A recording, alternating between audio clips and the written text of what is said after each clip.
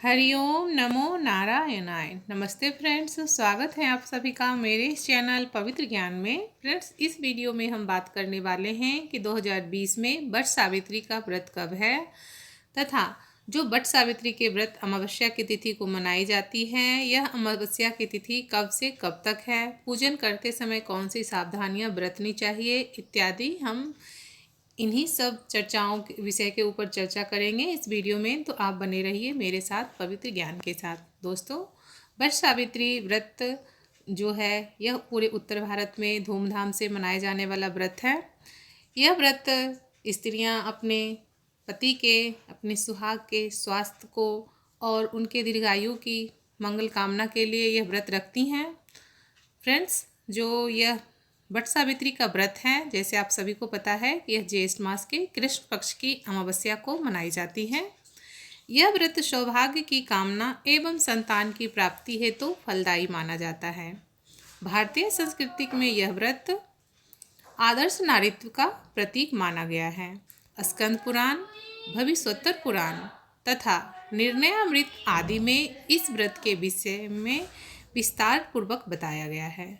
What वृक्ष का पूजन और सावित्री सत्यवान की स्मरण करने की विधान के कारण ही यह व्रत वट सावित्री के नाम से प्रसिद्ध हुआ। पुराणों के अनुसार वट वृक्ष में ब्रह्मा, विष्णु व महेश तीनों का वास है। इसके नीचे बैठकर पूजा, व्रत, कथा व धार्मिक कृत्य करने से सभी मनोकामनाएं पूर्ण होती है।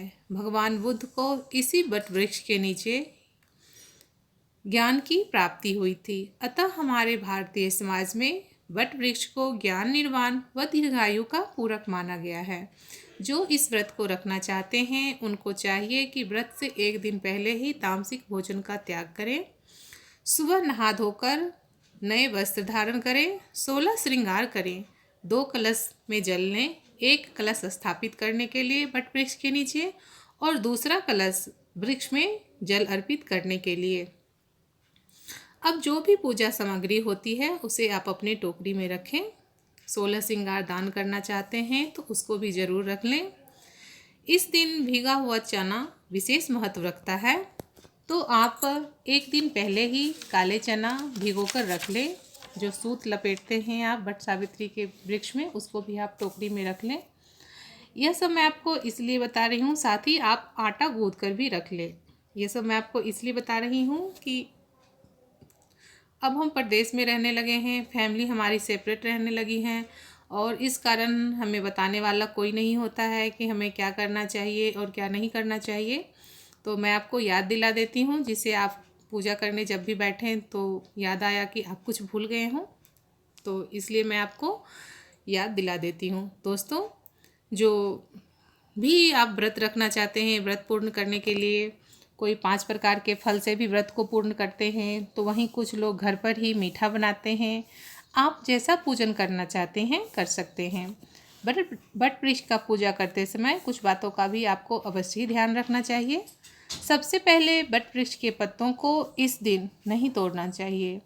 अगर पत्ते की ज़रूरत हो तो आपके साथ कोई बच्चा गया हो या कोई महिलाएं गई हों जो कि उस दिन पूजा नहीं कर रही हैं या फिर उनको पूजा नहीं करना है, तो आप उनसे तुड़वा सकती हैं। आप खुद वट वृक्ष के पत्तों को इस दिन नहीं तोड़ें, क्योंकि जिसको हम पूजते हैं उनको तोड़ना नहीं चाहिए, उनको क्षति नहीं पहुंचाना चाहिए। इस बात का आप ध्यान रखें। दोस्तों, इस बात का खास ध्यान रखें आप कि जब भी आप पूजन करने जाते हैं तो वट वृक्ष के नीचे पत्ते टूट के गिरे हुए होते हैं, तो जो पत्ते टूट के गिरे हुए होते हैं उसमें भी पैर नहीं लगना चाहिए।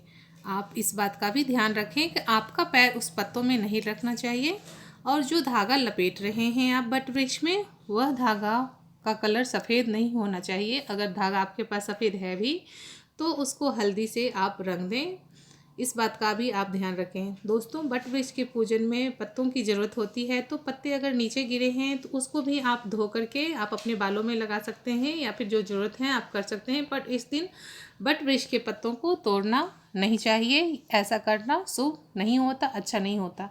अब आप पूरे विधि विधान से पूजन करें। जितना भी आप पूजन में फेरा लेते हैं, परिक्रमा करते हैं धागा के साथ, 3, 5, 7 जितना भी आप सक्षम हैं करें।